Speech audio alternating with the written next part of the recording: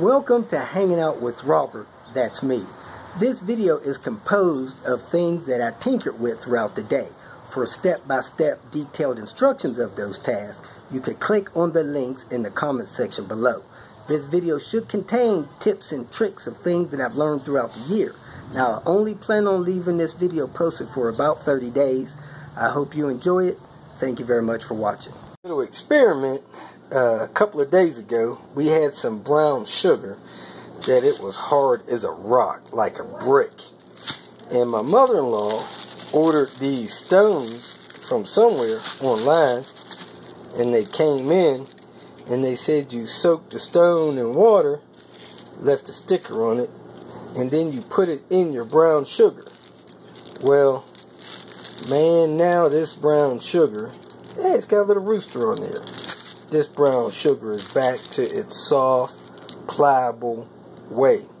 So, if you live in a dry climate like us and you got problems with your stuff turning into bricks, get you one of these. Look like a ceramic piece. Soak it in water, toss it in there, in a day or two you'll be good to go. Kick off my tinker day with Queen Bee. I'm going to put these wheel skirts on, splash well splash guards. Then I'm going to put the wheels on. And here it is the next day. I look at the wheels, and man, I didn't sand those things as smooth as I thought I did.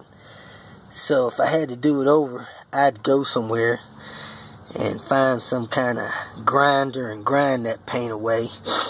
And the 150 grit doesn't seem to have been smooth enough. So the wheels look, probably better than most, but in my opinion, I'd probably give myself a 2 or 5 on refinishing these wheels. I definitely would notch that up better the next time, make them a 4 or 5. But hey, they look better than they did. So let me get these wheels on here, the wheel skirts in, and move forward from there. To rivet the bumper to the splash guard, I'm going to go ahead and raise it.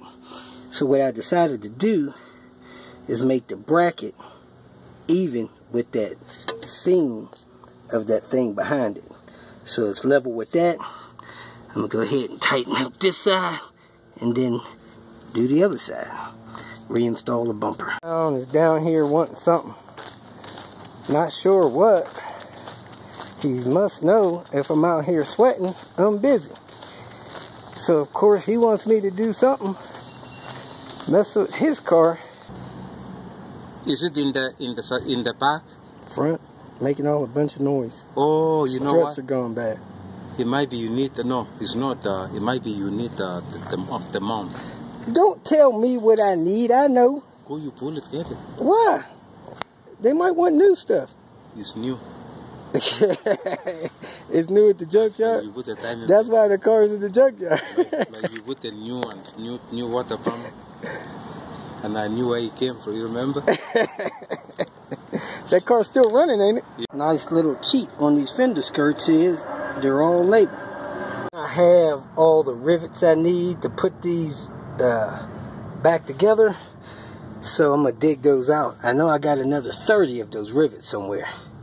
The nice thing is these wheel skirts go in a lot easier than they came out, so that's fun. Queen Bee has good pads and rotors. Looks like that inner boot is starting to tear, so that'll need to be rebuilt or replaced, because it'll throw the grease out, then it'll start wearing. Right now I'm not showing any signs of these CVs being bad driving wise, but you can't have that happening, so that'll need to be dealt with within the next few months. Alright, so I'm at 19 miles to the gallon. Before I put the wheels on, I'm going to reset that and check it again in 100 miles.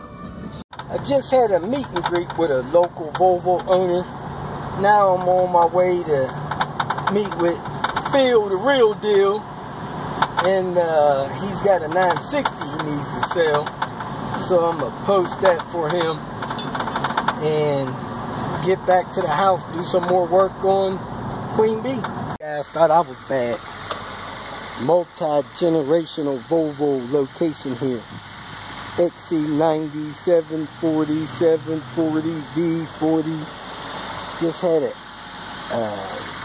99 V70 cross country pull off. This is the spot right here. Bill's running seafoam through this thing for some reason.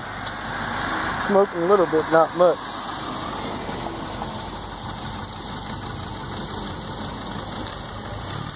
He didn't really like the way it idles.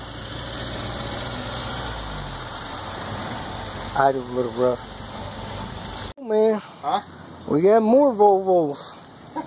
850, 740 wagon, Benz, V-Dub, and the 960 down there. Here's, folks, a 960. Not sure what year it is. Heck, it looks like a 93 or a 94. It is for sale, believed to have a blown engine, head gasket style. Man, this rear wing is probably worth more than the rest of the car. Got the rear wing on it. As you can see, 960. We're going to go ahead and shoot some video of the inside so you can see the full view of it. And you got a mirror there. What year is this, Phil? Got a few things different than some of your other ones. Had a timing belt, but we believe that the engine was overheated. So it will start and run, just not well. He's got a spare ignition switch he'll throw in on the deal. Let's look at the inside. And here you are. Leather interior. Do you have a fuse panel cover for it? Yeah, the cover's there. It's in the back. Couple of the switches there. Yep. Don't forget, people, these cars are hard to find. It's got 221 on the dash. So if you need a parts car or you want to fix this one up, 700. 700 bucks. Make an offer. Let's get this thing taken care of to a new home. The windows are tinted. How long has it been in the family? About 20 years. About 20 years in the family.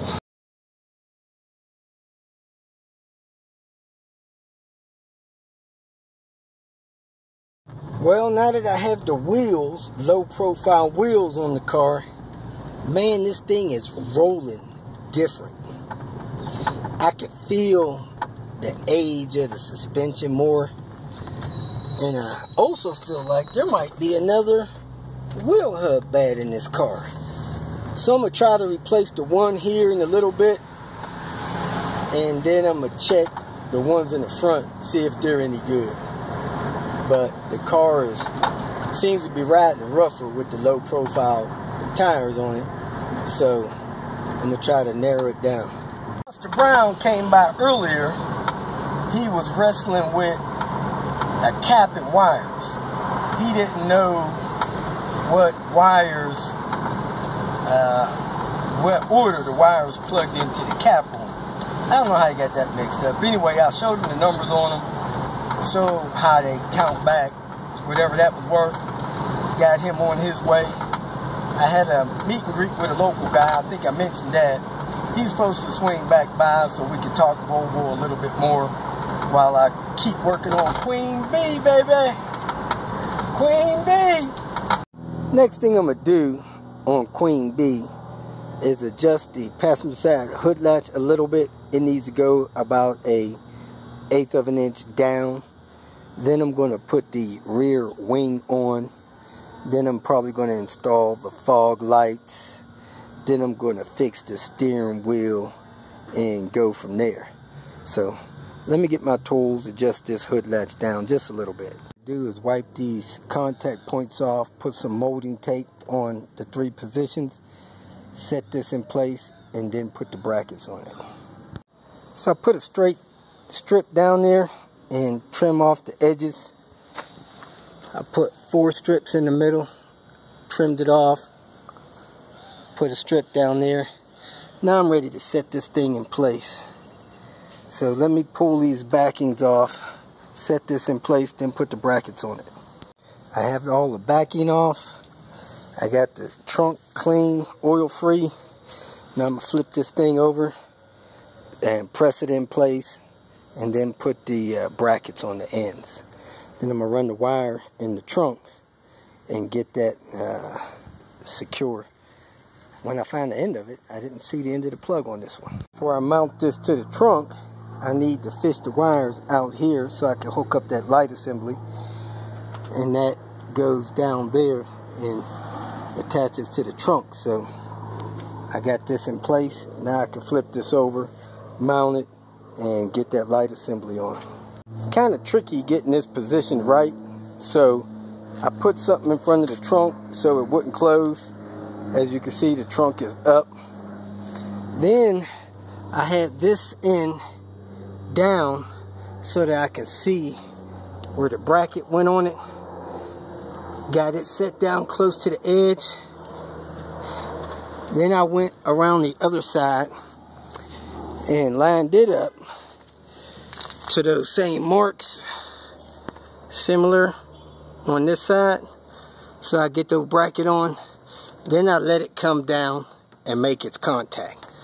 Other than that, these things are going to stick where you don't want them to, and then you're going to have a hard time moving it. So be extra careful. Try to get it positioned right the first time. Let me see if I got it over far enough. It's close enough. So I scratched this up a little bit within the back of the car. Not bad though.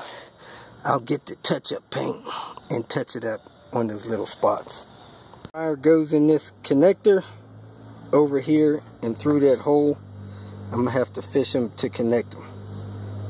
I lubricate this rubber piece here to get this all the way in. So I put a little petroleum jelly on it to get it to lock all the way into the trunk. Clean the lens inside and out. I made sure the rubber gasket's in there. Now I'm gonna carefully place it up there and screw it in. You put this bar on correctly, and that thing will go up and in the trunk the right way. So, is that the right way or the wrong way? That's the wrong way. All right. You want that to match Okay. along with the... All right, so there you go. You got the open end of it down, the reflectors on the top of it or on the bottom of it. Then you get the screws and you put it up in there. And if your fin is mounted back far enough on the car, you could actually get those screws in and out without the fin being off. But if your fin is mounted too far close to the back window, you won't be able to reach those screws. Let me show you what I'm talking about. It's mounted a little bit too close to the back window, and you don't have clearance on those screws. So you want to make sure your fin is mounted back far enough when you mount these up. If you feel that this information was useful, please like it and share it with your social media friends. You can subscribe to my channel so that you will get notifications of future videos that I post. You can follow me on Twitter, and if you need to contact me directly, please visit my website. And if you have any questions, leave them below, and someone or myself will reply to them. Again, thank you very much for watching.